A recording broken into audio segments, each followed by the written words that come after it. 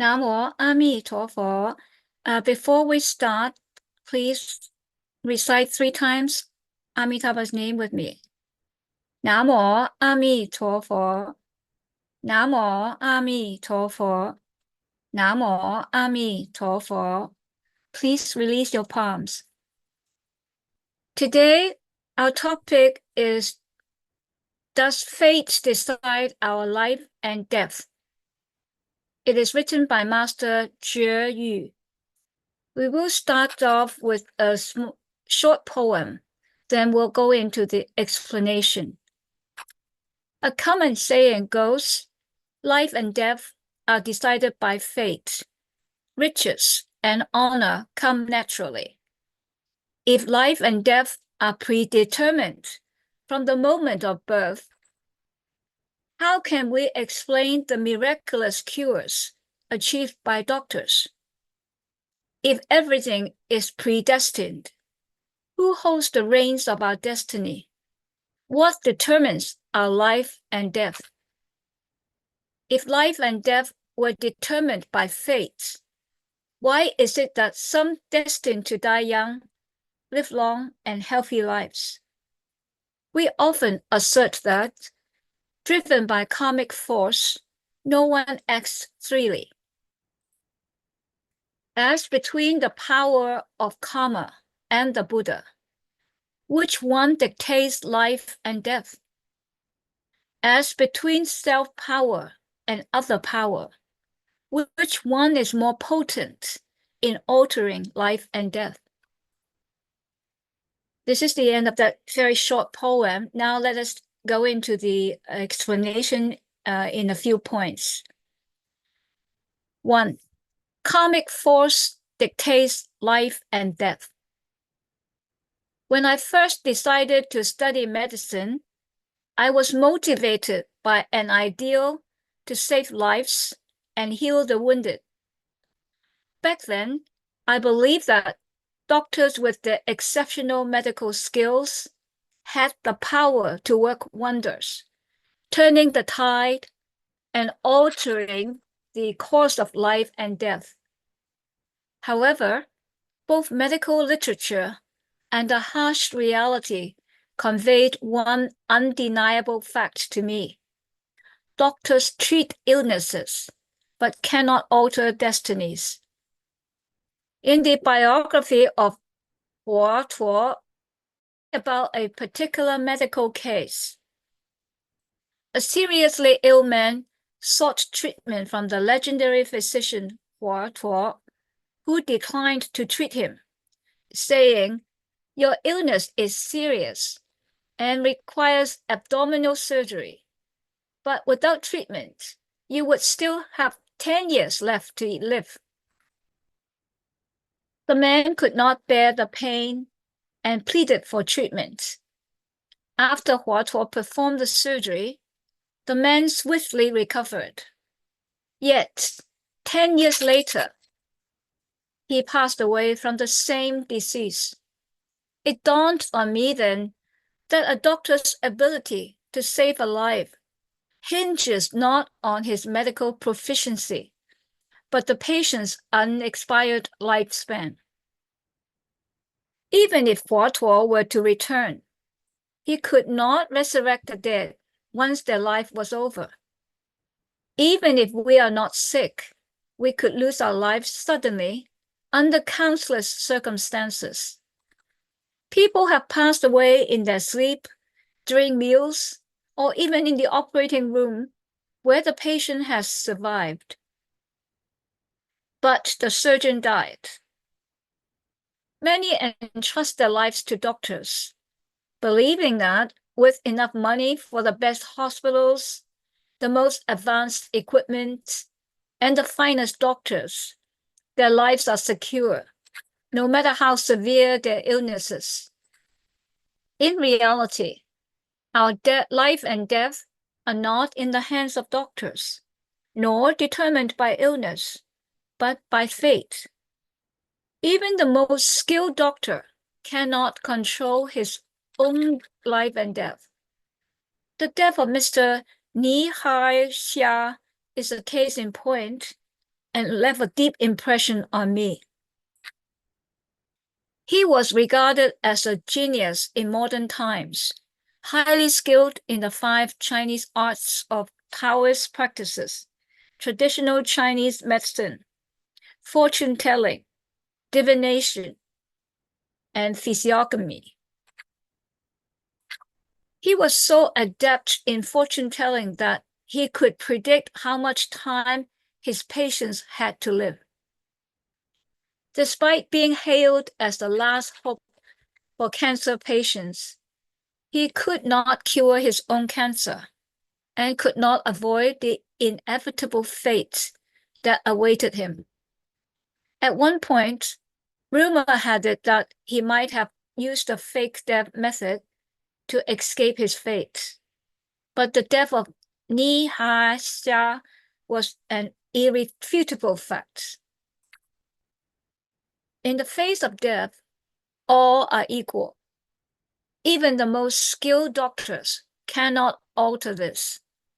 There is a saying, every sip and bite is preordained, meaning that the hand one is dealt at birth determines what life has to offer us.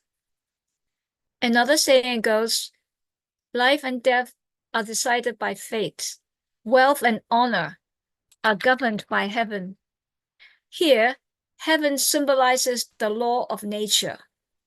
In a similar vein, karma and its forces are governed by the law of nature, the law of cause and effect. The so-called determined by fate actually means determined by our karma. Every bit of karma created through our action, speech, and thought shapes our destiny. In other words, we create our own fate. 2. The law of cause and effect never fails. If karma decides our fate, and since time immemorial, we have all committed innumerable transgressions, is it possible to change our fate? We have often heard it said that, driven by karmic forces, no one acts freely. If everything in life has been predetermined, it follows that those we encounter and what experiences we have in this life are a fait accompli, and there is nothing we can do to change them. Does that mean we are doomed to be dragged by the force of our karma, helplessly set on a predetermined path leading to life's end? Doesn't our study of Dharma teachings and practice of Amitabha recitation alter the course of our karma? Though we exist within the bounds of karma, and every aspect of our lives seem predetermined, this is not to be mistaken for fatalism. Because our thoughts are constantly changing, our destiny will also change with the karma we accumulate in this life. Let's look at a case in the Qing dynasty. One evening during the Daoguang era of the Qing dynasty, a devastating earthquake struck the city of Sichuan in Sichuan province. The city was leveled, with nearly every home, including the mayor's house, reduced to rubble. This catastrophe resulted in countless casualties. The city's mayor, Niu Shumei, was buried in the debris and later rescued, sustaining an injury to his ankle. Tragically, his son did not survive the disaster. He was bewildered, thinking to himself, I have been an honest and caring official. Why did such a disaster befall me? So he submitted a petition to the city god, posing the following questions. As the city god, you are the recipient of offerings from multitudes. Yet why was your protection not extended to your people? In a city of such size, it cannot be that all its inhabitants harbor evil, can it? I have discharged my duties as an official with utmost integrity. Despite this, my son has tragically met with calamity. Might there exist errors in the seemingly infallible law of cause and effect? In case you wonder what the city god is a kind of deity. That night, he dreamt of the city god, who spoke to him. You fail to understand the workings of cause and effect, and you even dare to cast blame. I have brought you here to clarify matters and prevent you from further slander. Major disasters are the results of collective karma. They are never random. This is such an important point, and I like to repeat this. Major disasters are the result of collective karma. They are never random. For this earthquake, we have conducted a 50-year investigation, and those who were not destined to suffer from the calamity have been safely relocated. Yu Shu Mei asked, is that not a single decent soul in this whole city? Why must my son and I face such a disaster too? The city god responded, there are still 3 households, not yet relocated, that remain unharmed.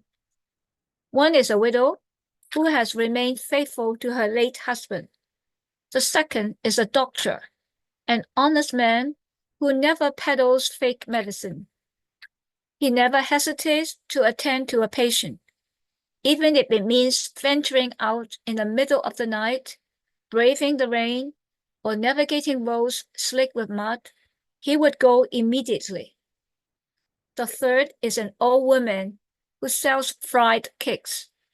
She often helps those less fortunate, the elderly, the frail, the handicapped, and doesn't hesitate to sell to them even if they can't pay the full price, sometimes not charging them at all. You can find them if you look. Your son's misfortune stems from the weight of his karma. You were also destined for calamity, but because of your upright conduct in office in this life, you merely suffered a foot injury. In short, everything is a matter of cause and effect. I repeat, in short, everything is a matter of cause and effect. Remain a good official, and you will rise to the rank of imperial inspector one day. Upon waking, he set off to find these 3 families the city god mentioned. Indeed, he discovered that each one was safe and sound, every member unscathed. He was amazed, and from then on, truly believed in karma. He was committed to being a caring and dedicated official, and sure enough, he was eventually promoted to the position of imperial inspector in Sichuan. It goes to show that in a catastrophe, there are no unwarranted calamities. Nothing is by chance. Under the force of karma, all are treated equally, men and women, old and young, rich and poor. I repeat, under the force of karma, all are treated equally. However, even within the collective karma, there are the individual's personal karma at work. The 3 families who survived the earthquake did so because of their virtuous deeds in this life.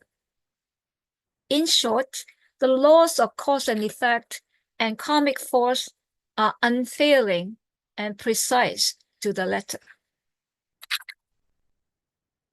3. Understanding how karma works may change our fate. The good thoughts and good deeds of this life can turn misfortune into blessings. Does it mean that we can change our fate by doing more virtuous deeds in this life? In theory, yes. Let's say someone is dealt a hand with the long life, but if he goes around causing a lot of harm to other lives and accumulates a lot of bad karma in this lifetime, he may have his lifespan shortened. On the contrary, someone may not be set up for a long run, but if he refrains from harming other lives and sets free animals which are trapped or waiting to be slaughtered, he is adding bonus years to his life. There is an account of this kind of story in the Sutra of Miscellaneous Jewels. An arhat, in his meditation, observed that his novice monk had only 7 days left to live. Not having the heart to break the news, the arhat called him to his side and said, "You haven't been home to see your parents for a while. I'm giving you a week off. Go home and spend some time with them." The arhat's aim was to give his disciple a chance to say his final goodbyes to his parents. The young novice monk, blissfully unaware, cheerfully bid his farewell and happily went home. 7 days passed, and the arhat figured the young monk wouldn't be coming back. But to his utter surprise, the disciple, who was originally marked for death, came back safe and sound. The arhat thought to himself that the novice monk must have done some pretty great deeds in those few days to earn himself extra time. It turned out that on his way home, the young monk saw some ants being swept away in the water, on the brink of drowning. Being compassionate, he took off his rope, filled it with soil to create a dam, and rescued the ants, bringing them to a safe, dry place. Upon further meditation, the arhat realized that the reason the novice monk's life had been extended was precisely because he had saved those ants. The karma created in the past is cast in iron and cannot be changed. But if we do good deeds, accumulate merits and virtues, abstain from killing, set lives free, have faith in the Buddha, and practice Amitabha recitation, the life and death we are slated for can be changed. There are many stories of this kind of karmic response, both ancient and modern, especially when it comes to having one's blessings enhanced and lifespan prolonged as a result of reciting the name of Amitabha Buddha. 4. Changing our fate isn't as good as gaining a new life. While we can alter our fates and have our lifespan prolonged, we are still stuck in the endless cycle of transmigration. Even if we stretch it out to a life that could last 80,000 great kalpas, in a neither perception nor non-perception, the highest level of the heavenly realm, we are still in samsara, and death is inevitable. We haven't fundamentally altered anything. No matter how much we change, we can't escape the fate of the cycle of birth and death.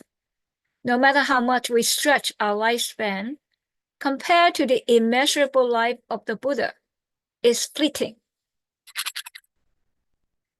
Since our lives, after endless cycles of rebirth, are topsy-turvy and is disrepair, and no amount of patchwork repair can change the nature of samsara, we might as well trade in this rotten life for a new one, a pure, untainted life with infinite light and infinite life. So changing your fate isn't as good as exchanging it for a new life. If we can't change the fate of reincarnation, let Amitabha Buddha give us a brand new life. However, most people dare not ask Amitabha Buddha for the life of a Buddha. They are essentially asking Buddha to tweak their fate a bit, live along a little longer, suffer a little less, worry a little less, and they are perfectly content with that. It's like pushing a broken down bike to a repair shop. You're just hoping to swap out some parts and get back on the road. You wouldn't dare to dream that the mechanic might hand you the keys to a brand new BMW. In worldly matters, we mustn't be greedy and ask for the moon. However, with Amitabha Buddha, we can ask for the best of the best because he is like our loving father. He has already put the land of the ultimate bliss at our disposal and has prepared our attainment of Buddhahood 10 kalpas ago. He's just waiting for us to ask. We shouldn't feel any burden at all. All we need to do is single-mindedly recite the name of the Buddha and accept his offer. 5. Taking refuge in Amitabha to have a new life. It's tough for us ordinary beings to transform our samsaric, inverted, and impure life. However, it's surprisingly simple and easy if we just accept Amitabha Buddha and let him transform our lives into Buddha's life. All it takes is entrusting ourselves to Amitabha, and we can make the switch in this very life, in this very moment. And how do we entrust ourselves? Master Shandao said, Namo means to entrust our lives, as well as to dedicate merit towards rebirth in the Pure Land. Reciting Amitabha Buddha is the practice. That is why rebirth is certain. Entrusting oneself to Amitabha Buddha is also quite simple. All it takes is to recite the name of Amitabha, Namo Amitabha, taking refuge in the Buddha. When entrusting oneself to Amitabha Buddha, one must completely let go of the self and surrender to the Buddha. It's like filling an empty bottle with water. You must first empty the bottle before you can let Amitabha Buddha fill it up. So, we must surrender everything to Amitabha Buddha, whether it be virtuous or evil, things you can air in public and things you rather keep under wraps.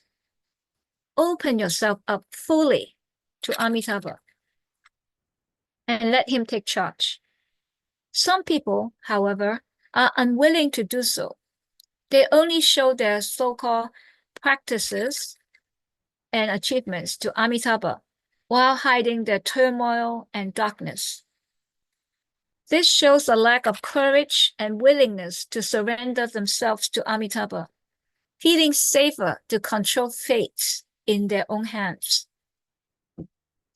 They only offer what they perceive as their best to Amitabha, saying to the Buddha, "Don't I have enough good wits and merits by now? I have reached a high level of cultivation. You should let me be reborn in your land." The Buddha's intention is to fundamentally transform our lives, currently dominated by the three poisons of greed, anger, and ignorance. Yet, how can Amitabha Buddha accomplish this if we do not surrender these poisons to him? Consider it like visiting a doctor. If you're worried about revealing unsightly sores, choosing only to show the doctor the unblemished parts of your skin, how can the doctor properly diagnose and treat you? If we are to seek to exchange our mortal lives for the life of a Buddha, we must totally entrust our lives to Amitabha Buddha. After all, what is there in this cycle of rebirth that is worth clinging to and that we are unwilling to let go? Taking refuge in Amitabha Buddha means sincerely reciting Namo Amitabha Buddha, letting Amitabha be our guide, and regarding him as the center of our lives. Regardless of what we do or where we are, our life's trajectory should always be oriented towards Amitabha Buddha. This is such an important concept that I like to repeat this one paragraph. Taking refuge in Amitabha Buddha means sincerely reciting Namo Amitabha Buddha, letting Amitabha be our guide, and regarding him as the center of our lives. Regardless of what we do or where we are, our life's trajectory should always be oriented towards Amitabha Buddha.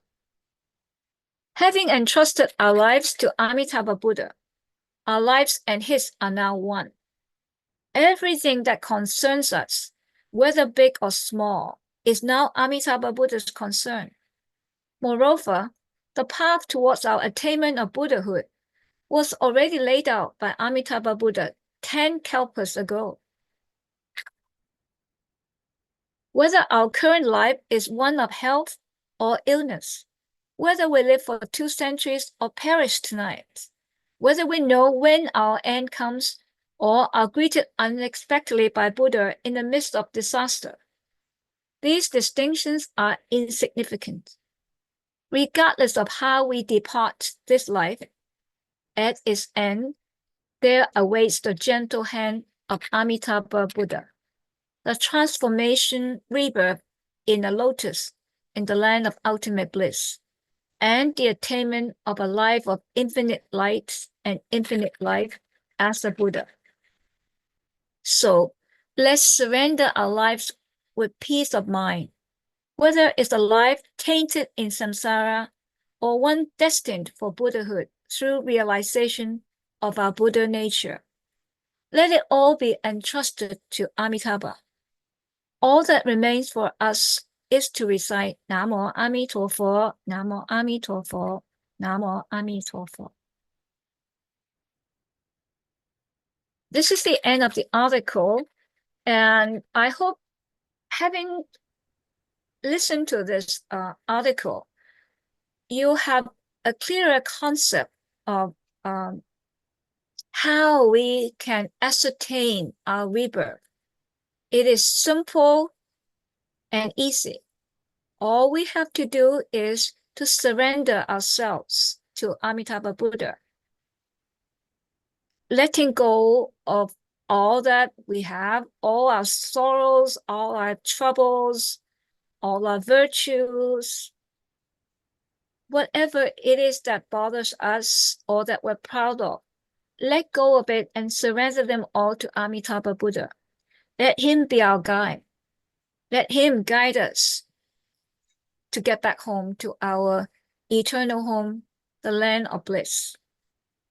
Thank you all for giving me the opportunity to share with you. And please join palms and we'll recite 3 Amitabha Buddha's name together. Namo Amitofo, Namo Amitofo, Namo Amitofo. You may release your palms. Now we will go back to our recitation.